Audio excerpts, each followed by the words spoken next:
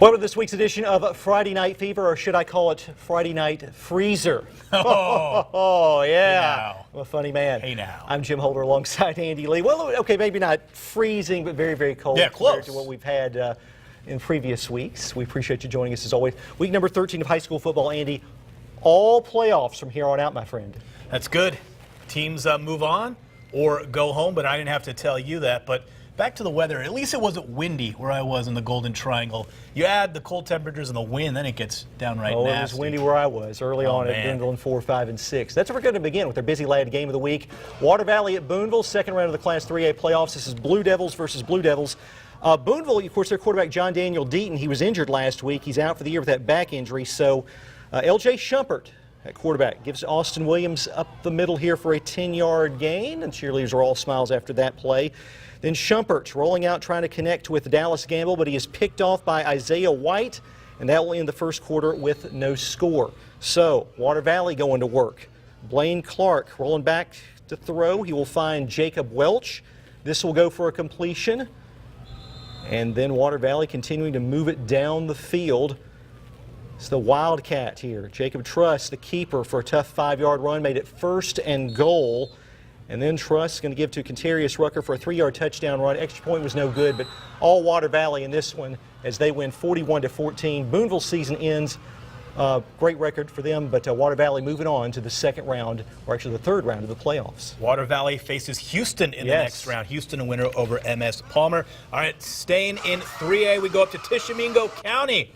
Oh, look at that grill. Good night to fire up the grill. Belmont hosting Charleston. These two teams have played in 3 of the last 5 playoffs. First quarter, DeAndre Price takes it himself, shakes some defenders, and all the way to the house for the Tigers. Just like that, Charleston takes a 7-0 lead. Next Charleston drive, they get it down to the goal line, 4th down. They look for the end zone where Nathan Randolph makes a big play to break up the pass and force a turnover on downs. Would the Cardinals take advantage? Trying to. This is Garrett Rooker. Big gain across midfield and into Tiger territory. But this drive would stall. Quinn Crawford takes the carry, finds some space, and out-sprints the Cardinal defense for 6. Charleston, too tough tonight. They win 36-0. They'll get North Panola next week. And North Panola, Andy, had a close win over North Pontotoc. That was a very, very tight game. And North Pontotoc played a very close. In fact, it was 14-14 for a time, but it was 22-14, you said. That's right, 22-14 North Panola over North Pontotoc. K.J. Jefferson and company moving on. Belmont had that upset over Choctaw County last week, but they keep running into Charleston in the playoffs. Yeah.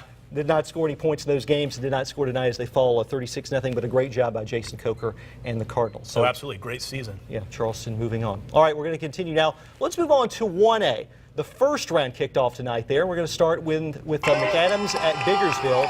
And here are the Lions taking the field. Now, the highlights here, don't be fooled, because it turned out different than what you might see here. First quarter, Biggersville fumbled on its first possession. McAdams with the ball. Bulldogs fumble, recovered by Biggersville's Jack Eaton.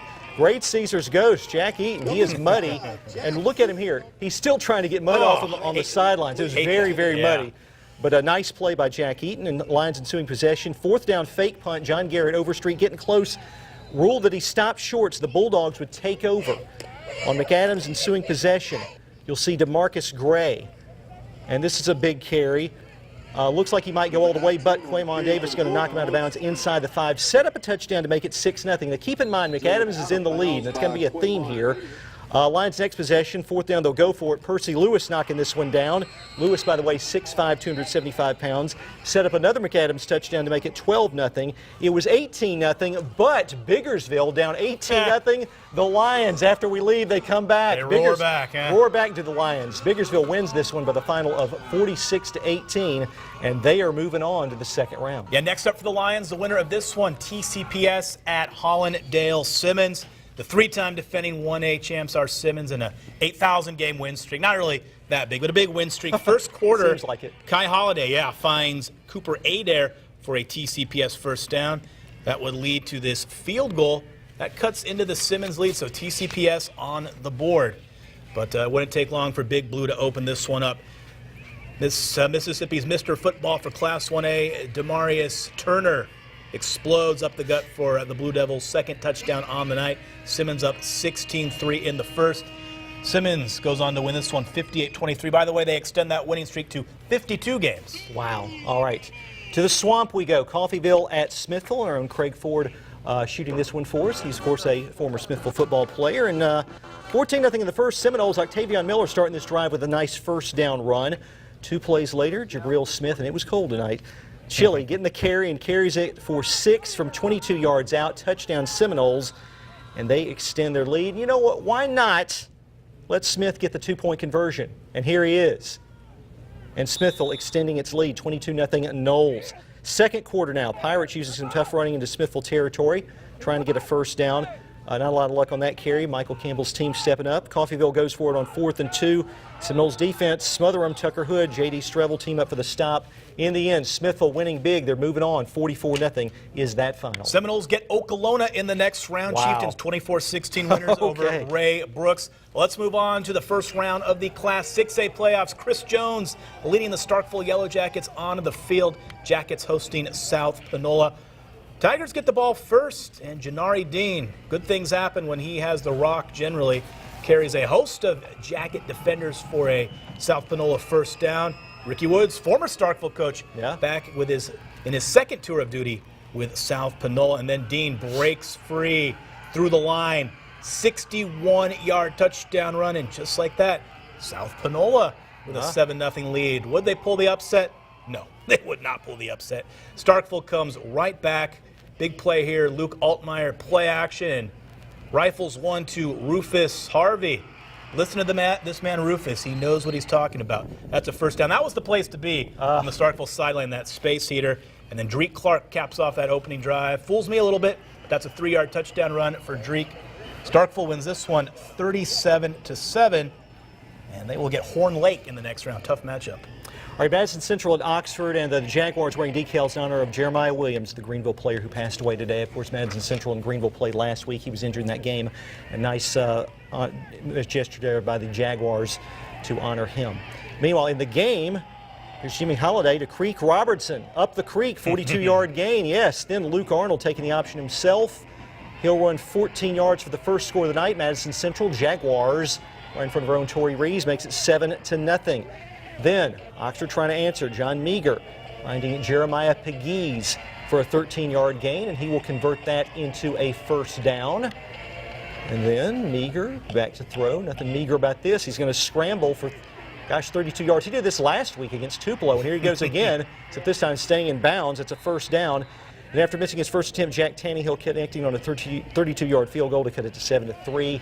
But in the end, that would be Oxford's only points. Madison Central wins 35-3, and they are moving on to the next round. Who will they face? The winner of this one between Northwest Rankin and Tupelo. First quarter, Jamari Jones throws a 40-plus yard bomb to Jerian Jones for the first touchdown of the game. And Coach Collins, well, that's not Coach Collins, but you know he loves that. More from the Cougars where that came from. D. Baker takes the toss and takes it to the house. 14-0 Northwest Rankin at this point in the game. Tupelo trying to get something going on the next drive. Stephon McGlon gets away from the rush, finds Peyton Puckett, who played quarterback for a time this season when McGlon was injured. That's a touchdown for the Wave.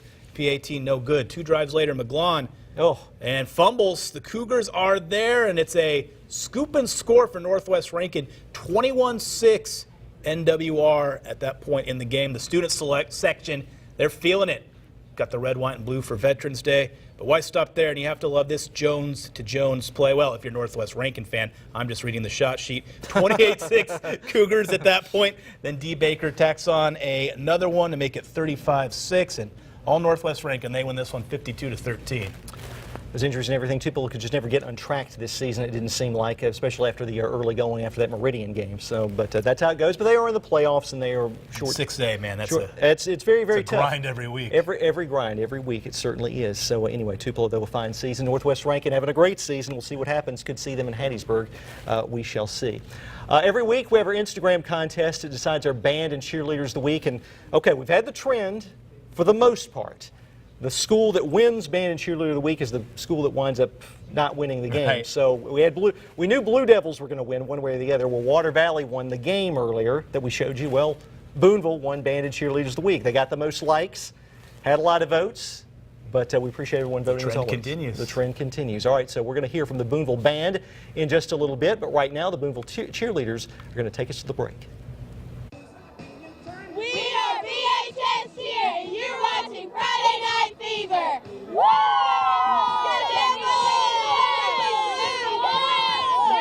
Three, 1, 2, ready, play.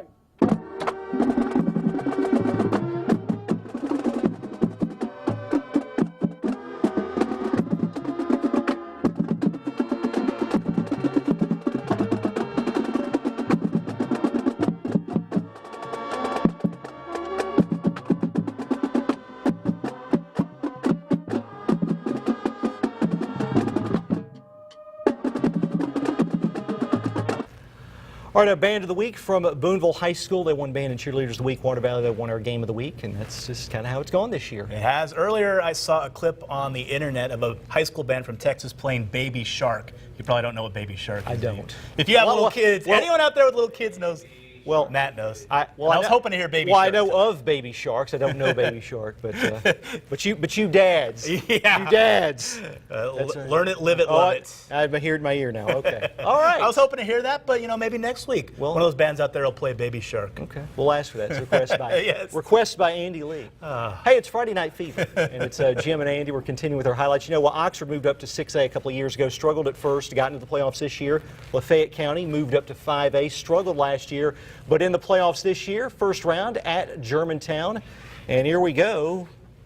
Third quarter, Nick Barnes taking the toss left, breaks into the clear, 38 yards for the score. Germantown is down 13-7. Just when the Mavericks think they have momentum, Commodores hit them with the reverse. Brandon Turnage, far side across midfield and into Mav territory. There he goes. And he is finally going to be brought down. A couple of plays later, Jamie Shaw will try the right side. Carries a defender by his face mask, in for 6. Watch here, touchdown Lafayette. Look at this. Carries him in. Yes. And Lafayette County, big win for the Commodores tonight. They're sailing on. 40-13 is the final of that one. Doors get the winner of this one. West Point opening their 5A title defense against Canton. Early second quarter, West Point up 28-6. Brandon Harris drops the ball, picks it up, and finds a wide open Tredis Anderson for 6. 35-6 Greenies at that point, but Canton comes alive in the remainder of the second quarter. John Terrius Brown to Jaden Burns, 18-yard touchdown, 35-13 West Point at that point. Nice stance. Yeah, very nice. Next Green Wave drive, Dantarius Cannon with a first down run. And then Jake Chambliss decides to let it loose. He play action, airs one out. The only problem is it's thrown into double coverage and picked off by Jalen Davis. And Canton would answer again. Jontarius Brown, big pass to Tyquan Henderson. That would lead to a Brown touchdown run. So Canton makes their surge in the second quarter. They trailed 35-20 at the half, but West Point gets it back in the second half and moves on with a 55-27 win. All right, moving on to Class 2A. Eupora at Lake in the second round. Lake knocked off East Union last week, and Eupora making the trip down there to Scott County. First quarter, Mickey Parker handing off to Cornelius Mayers. Attempts to run it out around the inside, goes out of bounds. Turnover on downs. Edwin Herrard for Eupora taking the snap, drops back, sprinting down the middle, makes it 20 yards before going down. Another turnover on downs, though. After this play, Hornets will try again. Parker's going to look downfield and try to connect, but the Eagles getting the pick, Zach Morris. And Eupora, the Eagles went on the road 27-0 is that final. They will face Scott Central in the next round. All right. All right, staying in 2A, Calhoun City hosting Union. Started the second quarter, Anthony Campbell takes the snap, does a spin, and runs through the middle, puts the Eagles in scoring range. Excuse me, the Wildcats. Next play, Chardarius Hill with the touchdown to get the Wildcats on the board. Calhoun City would go for the PAT, but there's a flag on the field, so they go for 2 instead. Snap back to Campbell. He runs it in for the extra point. And the Tigers advance. They win this one 35-0. They'll face Philadelphia in the next round. Wildcats of Calhoun City. Yes. Tigers, Wildcats, all the same. Maybe not. Calhoun Yes. City.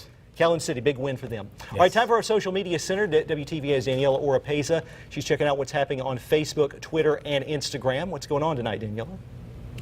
Thanks, guys. It's week 13. I can't believe it's here, and it was a cold one. Now, I wanted to start this weekend's social media center remembering Jeremiah Williams. It was announced this afternoon that the defensive tackle from Greenville High School passed away from the injuries he sustained during last Friday's football game. A GoFundMe page has been created to help pay medical expenses, and with over 800 donations, $40,000 have been raised. And if you would like to help out, you can find that link on our website, WTVA.com. Now, you don't need me to tell you again, it is cold outside, but that did not stop these devoted fans from sitting under those Friday night lights, smiling big and excited for the state quarterfinals next Friday. Miss Precious Pratt and these Calhoun City fans made the trip to East Central Community College in Decatur. And these fans sure did the right thing by bundling up on the left, Hilltopper fans cheering on their guys in Marks, and on the right, West Point fans just trying to stay warm as the Green Waves took on Canton. Lucky for them, it was all worth it because both Houston and West Point advanced to the next round. Now you tell us, who wore it the best? This hoodie, I mean. But again, we don't blame you. From our Game of the Week, Boonville Blue Devils fans not letting a cold night keep them from Friday night football. Same goes for this Green Wave fan on the right. Now tell us again, who wore the hats best? You've got your fans all the way in South Panola on the left, Pontotoc Warrior fans all the way in Senatobia in the middle, and the cutest Sisters and Blue Devil fans not too far in Boonville on the right. And you can't forget the cheerleaders, dancers, band members who have to bear the cold.